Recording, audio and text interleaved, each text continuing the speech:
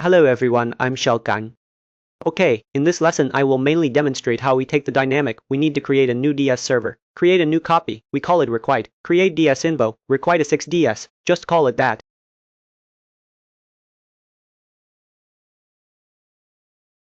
Okay. Then after creating it, we can do it here. Because creation takes time, we cannot create it. After we finish creating, we need to retrieve all the information again. This process is actually quite simple. We prepare it here. These things are all exactly the same. The only thing we need to change is this part. We select the last one. Create this new DS server. Then we take this information and just send it over directly. It's still quite clear, right? Then we go to our DSM. We come to the DSM right here. Then here, we will receive the information, right? You can see that in this place, there is this user request to create all the information. Actually, at this point, we just need to tell it to return 1. But here, we should prefer a method to create the DS, right? We can just call it directly. We call it directly like this. After the call is complete, we can type something or whatever. We don't need to type either. Too lazy to type this stuff, wasting time. We'll just do it like this. Normally, when you develop, you have to set this date. This is a very rigorous process. We are only doing this here to make it clearer for everyone. Look at this place. After we create the DS, we don't worry about it anymore because once you create the DS still needs some streamlining processes. It's not really fully created yet. We're just saying that we've received it here. You just wait on your own. When you come back to check later, there will be a new copy like this. Then you can do some things. 左一底大地岛生死集自扯变一 We won't do that. Create DS here. Then regardless of what happens after this DS, some streamlining processes are still needed before it can be used. We'll ignore that. Here we return this information, a friend-end. Actually, this interface on the friend-end needs to be protected. Your friend-end also needs to be protected. You can't let others keep dynamically refreshing this instance. It will just crash on you. We haven't edited here. Not that we won't edit or can't edit. It's just not necessary yet to go this far with the complexity. Okay, this place is ours. Step 2, we go back to this player segment. Go back to this game site. Then we receive the information. Actually, it's right here. Then we can see we also have a case here. It hasn't been written yet, right? Let's paste this case. As for this case is actually this one. This case, let's give it a log. This way it's easier for you to see. Okay, so this part is this case. We'll just package it like this because we don't need to do anything else. Okay, we should still have time in this lesson. So now let's package it. Let's test it. Let's compile everything first. There should be no issues with compiling these now. So I'll just package it directly for everyone. After packaging, we'll go straight into testing. Because testing this in the editor isn't ideal. Test. Okay. So there should be no issues on our DSM side either. And we'll still follow our usual rules. Our DSM is not packaged. Because we need to check the logs. It's inconvenient after packaging.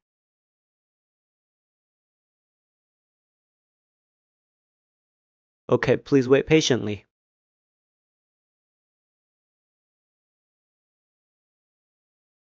Okay. Then let's check if our site has started up. This should be it. Wait a moment. Okay, we need to add something here. Right now, the wanna-click function is to retrieve all such information. Right? Let's try this method. Let's see if we add Bluecoin Web. We added OK. So what does our second button do? For the second button, we could write a button. But we won't write this button. It's too time consuming. This UI. The UI is too simple, and it's okay. So right here, we'll just create nudes. The second button creates a new DS. Send such a request after the creation is complete. Now we package it.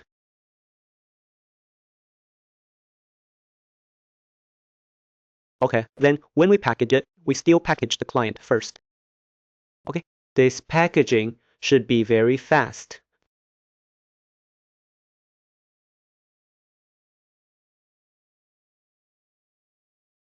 Okay, we finished packaging this blueprint. After packaging the blueprint, we'll close it. Then we move to the C++ level. We need to produce a server. Binary package for the server. It should be here. Let's compile it. This should be very fast.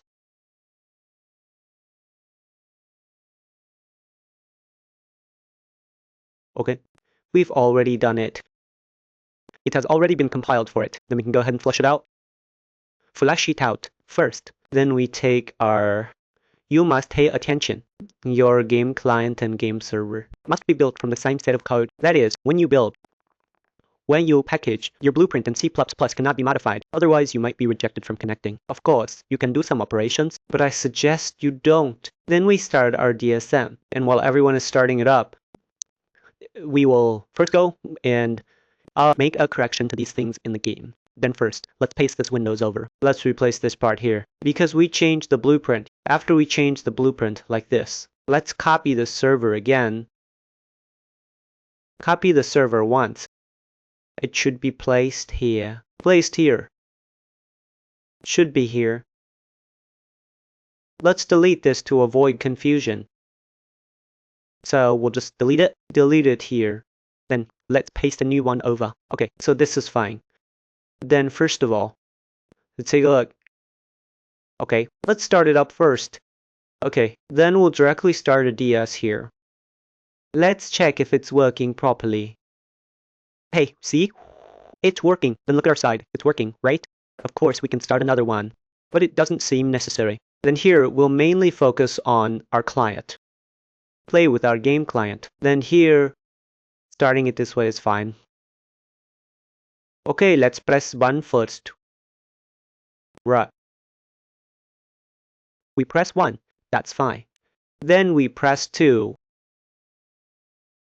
Then we press 1 again. See, now we only have 2 servers.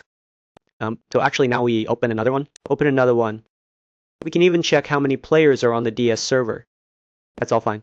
See, there are 2 servers. So, this player, I'll do something good. I'll send them to our 77,777,077. Right. Let them join the 777 game server. So we still have one more player here. We should let this player enter the 88 spill 4D8 server. Hey, look. Then we let this player enter. And then enter the 77777 server.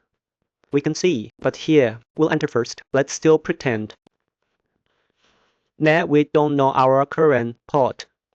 Now we go through login and registration.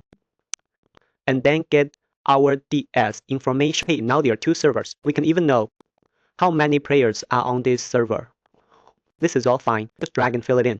Let's first enter 88. Hey, this is written incorrectly. It seems the same. It seems we didn't enter it. Let me check. This part seems wrong. Let's change it. It's not written correctly. Let's disable this. Disable it first. Click Run He. Okay, let's enter this 80,888. Let's take a look. Okay, you can see, there was originally a player in 8,888. Now I am the 4th player, so I want to go with the player in 88888 to fight the boss together. Is that possible? So here, let's go into 8,888 again. Let's take a look. Hey, you can see. Oh, so the 3 of us are fighting the boss here. You can see, and unfortunately, our server number 7777 only has 1 player playing only. Hey, look at this thing. Isn't it amazing? Isn't it interesting? And this thing of ours can definitely be packaged up. There's no problem with it. This is a very, very clean, a very blank project. Okay, so the content of this chapter has been very thoroughly explained to everyone. But in reality, Unreal DS server development has a massive amount of details. And this position is basically above 20K. If you go into Unreal DS server development, so everyone can first have a basic understanding. This chapter ends here, and thank you very much for your learning. Goodbye.